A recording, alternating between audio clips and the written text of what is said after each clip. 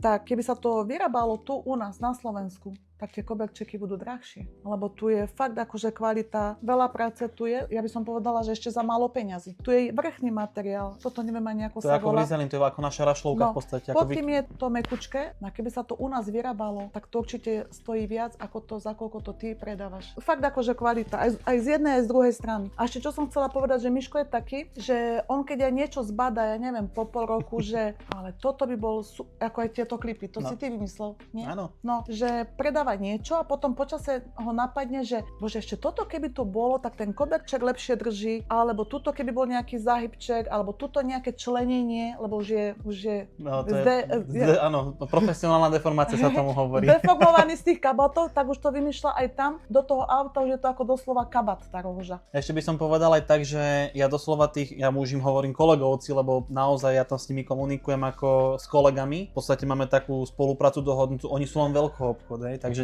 ľudia, ktorí by chceli teraz akože prejsť cez niečo, tak oni v živote nepredajú nikomu jeden kus, ide o veľkoobchod. Kabát sa dá kúpiť na tému za 20-30 eur, hej, no však veď teraz sme to robili, však to je katastrofa, hej.